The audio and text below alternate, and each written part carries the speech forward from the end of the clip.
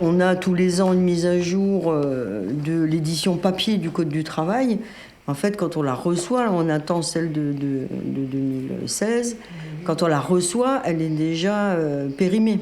Si on se met une quinzaine d'années en arrière, la quasi-totalité des dispositions principales du Code du travail ont été revues à plusieurs reprises. Alors que dans les décennies précédentes, il y avait à peu près une loi par décennie. Et du coup, c'était assez stabilisé. Donc on avait le temps, nous, pour prendre les mots qu'aiment bien les technocrates, on avait le temps de s'approprier les textes, de les comprendre, de les expliquer, de les faire appliquer. Là, c'est devenu complètement dingue, quoi. En même temps, ça pourrait donner l'illusion que jusque-là, ça allait à peu près et que finalement, c'est maintenant que commence peut-être effectivement cette entreprise de délitement du droit du travail. En fait, c'est quand même une opération de longue haleine. Ça a commencé, alors très doucement, certes, mais ça a commencé début des années 80, par une ordonnance de 1982, qui, pour la première fois, a prévu la possibilité d'accords dérogatoires, c'est-à-dire des accords qui prévoient des dispositions inférieures, donc dérogatoires en moins bien, mais qui prévoient des dispositions inférieures au texte de loi. Mais c'est un mouvement de 30 ans, de plus de 30 ans, et donc un lent travail de construction de mécanismes, de dispositifs qui vont permettre de modifier complètement la donne en matière de droit du travail, et de mettre de plus en plus sur la touche le législateur d'une certaine façon. Et le projet de loi El Khomri est la dernière touche, je ne sais pas, mais enfin le dernier acte en date de ce détricotage qui est en marche depuis longtemps, même si les résultats finalement ont produit leurs effets seulement dans les 2-3 dernières années.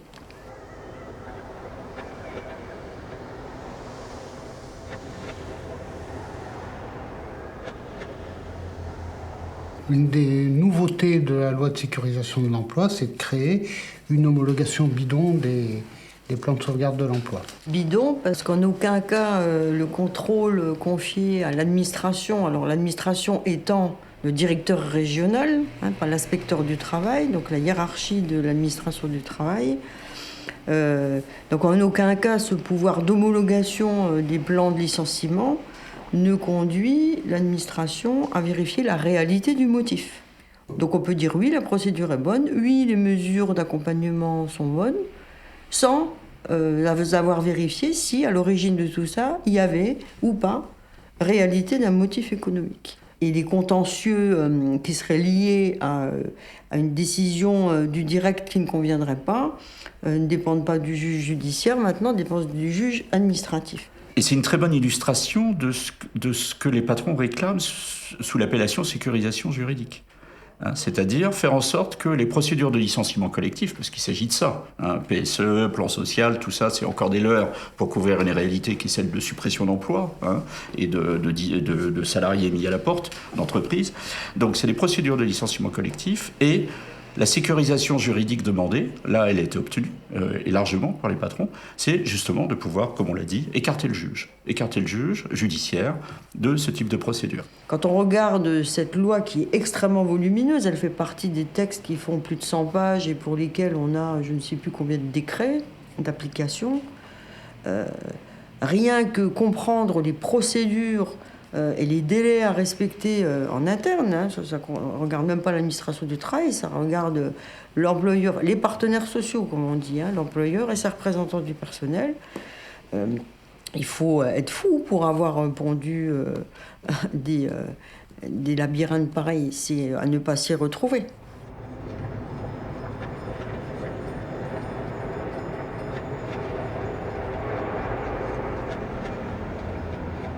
Dans la loi Macron, était notamment, et c'est un sujet à polémique, était notamment prévu un plafonnement des indemnités prud'homales, plafonnement qui est finalement devenu un barème indicatif, et c'est revenu tout récemment, dans le cadre de la loi travail, à nouveau, cette idée de plafonner les indemnités prud'homales.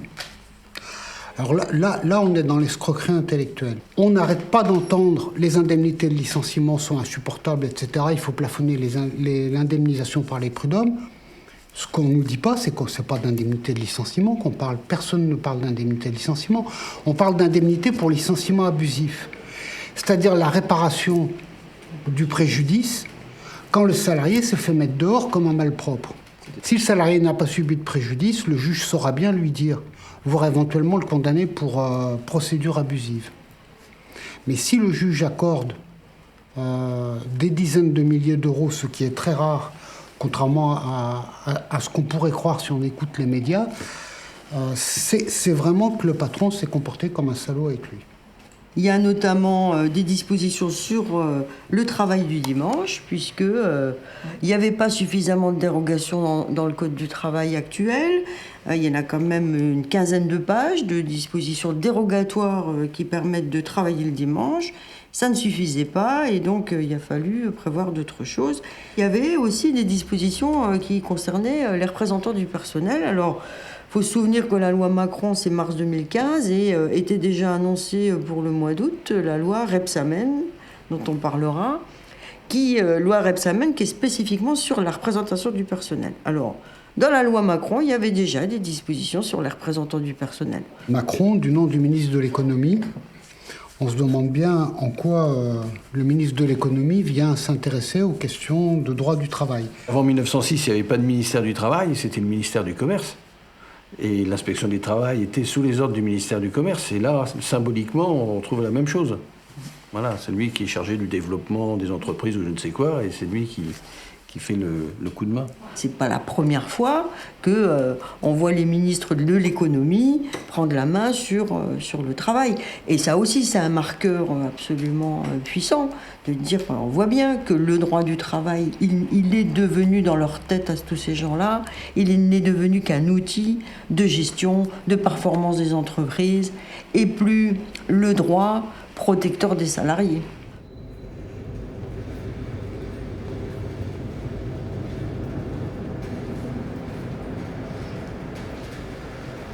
Là où il existe plusieurs instances de représentation du personnel aujourd'hui, les délégués du personnel, comité d'entreprise, voire comité d'établissement et comité central d'entreprise et CHSCT, le projet, c'est de pouvoir les regrouper.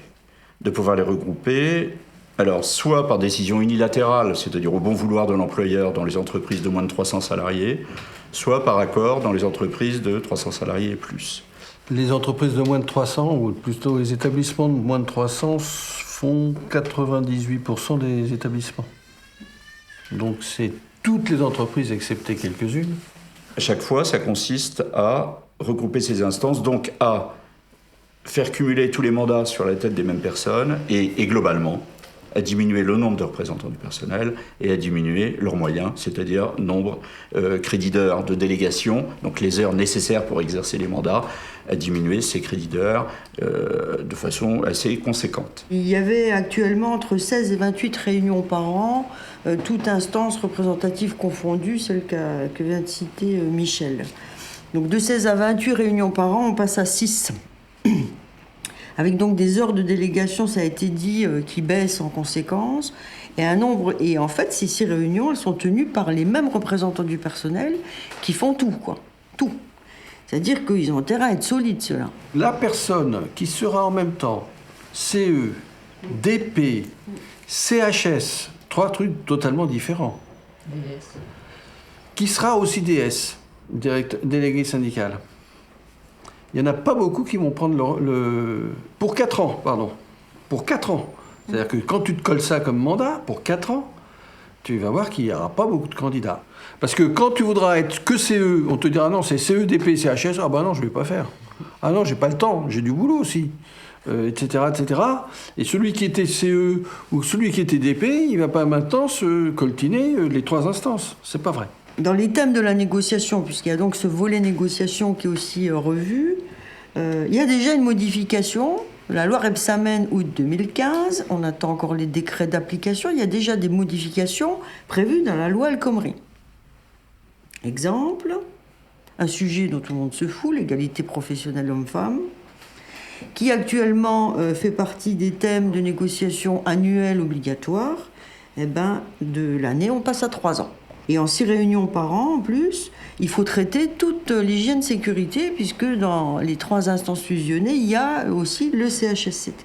Il y a fort à craindre que les questions de santé passent un peu au second plan, puisque l'instance sera noyée dans la masse, et que progressivement se délite petit à petit la fonction CHSCT, et que finalement la représentation du CHSCT s'affaiblisse progressivement. Comme par hasard, ça intervient à un moment où justement les CHSCT avaient un rôle de plus en plus important dans la contestation de, bon, bien sûr de toutes les altérations de la santé, mais particulièrement aussi dans la contestation des organisations du travail, des risques psychosociaux, etc. Le CHSCT que les employeurs considéraient comme une instance plan-plan dans laquelle on devait œuvrer, trouver une œuvre commune, c'est devenu dans beaucoup d'entreprises des véritables foires d'empoigne. On le sait puisqu'on y va, nous. Et ça commençait à vraiment gaver les employeurs. On peut imaginer comment ça va se passer. Sur la même demi-journée peut-être, ou journée au mieux, on va parler des problèmes généraux de l'entreprise, de la marche de l'entreprise, sa situation économique. On va parler des réclamations des salariés, c'est la phase d'épée. Puis on va parler de tout ce qui est conditions de travail. Et quand les représentants du personnel seront bien épuisés, on passera sur le coup de 17h30, 18h, quand les gens doivent partir pour aller chercher leur WOM ou vaquer à leurs occupations personnelles, comme dirait le Code du travail, on bâclera la partie CHSCT. Voilà, et c'est tragique, quoi. Dans le même temps où on nous explique que demain, le droit du travail sera fabriqué par entreprise et qu'il va falloir un dialogue social, un costaud de qualité, et puis qu'on a envie de discuter quand même dans les entreprises, puisque c'est ce qu'on nous dit, il faut donc le croire, eh bien, quelques mois avant, on s'est arrangé pour réduire la capacité des représentants du personnel à sa plus simple expression.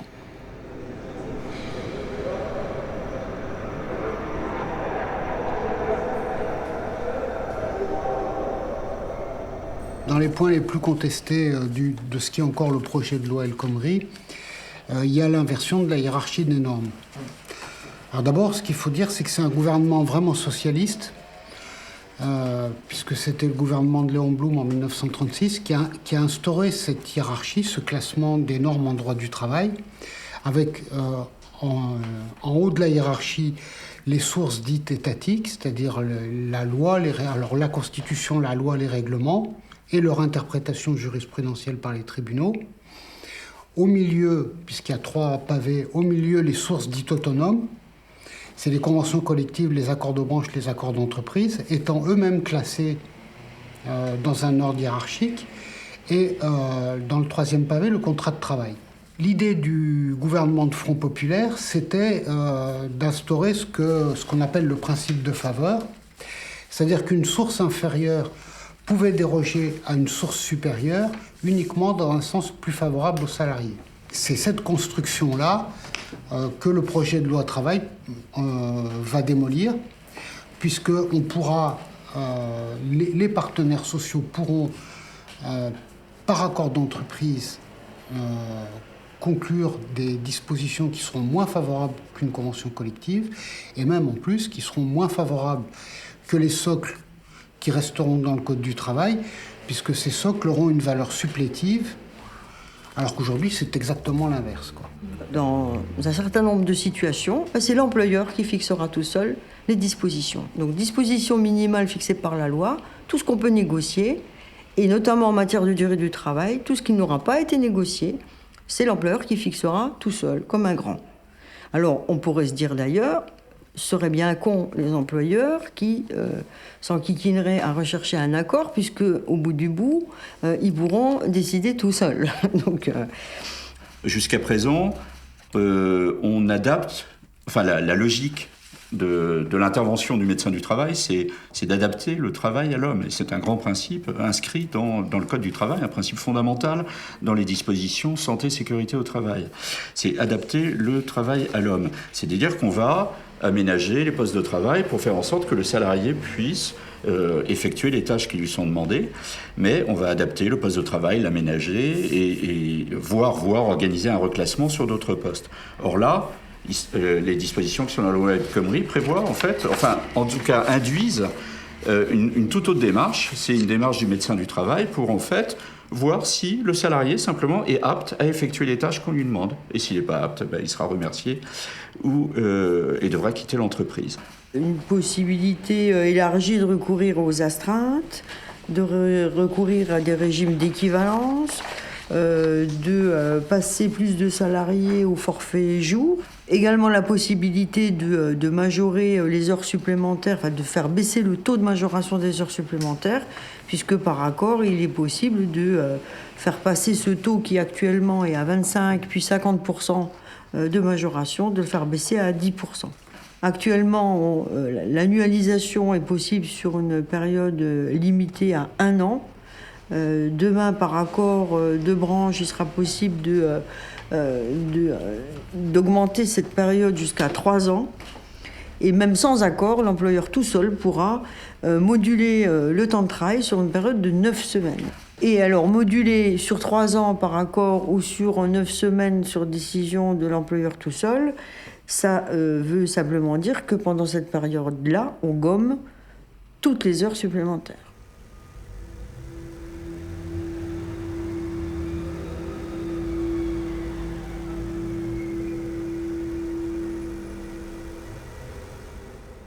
En 2014 intervient ce qu'on appelle aujourd'hui la réforme de l'inspection du travail, mais qui est donc une des grosses étapes de cette réforme, mais pas la seule. Et cette réforme Sapin, elle a consisté à prélever sur les effectifs de contrôle presque 300 postes pour créer un échelon hiérarchique supplémentaire. Et donc on en est dans les départements à 3 à 4 niveaux hiérarchiques quand même, comme si on ne savait pas trop bien en quoi consistait notre travail. Et la carotte, c'était, puisque les contrôleurs du travail ont une revendication très ancienne de revalorisation qui était justifiée, donc on va les passer inspecteurs du travail au grade du dessus. Ce qui fait que dans les faits, depuis maintenant 2 ans, 3 ans, il y a 250 agents qui sont en formation. Donc par roulement, et tous les 6 mois, il y a une autre fournée de 250 qui part en formation. Et donc c'est 250 qui sont absents des services. Donc ça commence à faire très très peu d'agents de contrôle qui sont au boulot, quoi. La hiérarchie demande aux quelques-uns qui restent sur le terrain de remonter des chiffres. Il faut remonter des chiffres tous les 8 jours. Parce qu'il y a des vidéoconférences au niveau du cabinet du ministre qui doit remonter des chiffres pour montrer à quel point dans le ministère du Travail on est bon dans la chasse aux travailleurs détachés, etc., etc. Qu'est-ce que cherche globalement l'administration à travers cette réforme ? C'est que l'inspection du travail aille contrôler ce que le gouvernement veut et au moment où elle le veut, ou au moment où il le veut, au moment où le ministère du Travail le souhaite, et ensuite, donc elle garde la main sur les contrôles, sur la nature des contrôles et le moment de ces contrôles, et elle veut garder la main après sur les suites aux contrôles, c'est-à-dire sur les sanctions qui seront appliquées ou non, bien évidemment, car on a les plus grandes craintes là-dessus, les sanctions qui seront peut-être appliquées aux entreprises. Toutes ces réformes ont fait aussi que les usagers qui avaient habituellement recours à nos services sont complètement paumés, qui ne savent plus nous retrouver. Les usagers ne savent plus qui s'occupe d'eux, il n'y a plus de numéro de téléphone dédié, il n'y a plus rien. Donc on a de moins en moins d'usagers qui s'adressent à nous. Notre direction, elle nous a fourni de nouvelles cartes de visite. Donc ça m'a tellement choqué que j'ai lu au moins 15 fois, donc je vais vous dire ce qu'il y a écrit sur ma nouvelle carte de visite. Il y a écrit Pierre Joigny, en dessous directeur adjoint du travail, en dessous section Lille ferroviaire, en dessous UC Lille-Ville, en dessous UD Nord-Lille, en dessous direct du Nord-Pas-de-Calais. Et c'est tout. On se demande qui c'est ce mec-là, qu'est-ce qu'il fait, c'est quoi son boulot. Alors faut regarder, il y a un tout petit bandeau, petit bandeau orange, tout petit, à droite comme ça, dans l'autre sens. Et dans ce bandeau orange, en prenant une loupe, écrit en blanc, c'est vrai, il y a écrit « Inspection du travail ». Voilà, mais le pire, c'est que dans le Code du travail, à court terme, ça va être pareil. C'est-à-dire que le mot « inspecteur du travail » est tellement connoté et tellement perturbant visiblement pour ceux qui sont au pouvoir, qui va disparaître du Code du travail. Ça sera remplacé par agent de contrôle du système d'inspection du travail. Ou autorité compétente. Ou autorité administrative compétente selon le cas. Pour être dans l'administration, et dans cette administration depuis quand même de nombreuses années, l'ambiance, elle est épouvantable, quoi. Épouvantable. Non seulement l'ambiance, mais aussi le ressenti des gens et la souffrance des gens. Parce qu'il y a quand même un certain nombre de salariés aujourd'hui du ministère du Travail et de l'Inspection du Travail qui ne sont pas bien, qui n'ont plus de sens à leur travail. Alors que c'était précisément quand même un métier de sens, où on croyait à ce qu'on faisait. Aujourd'hui, on nous a enlevé le sens de notre boulot.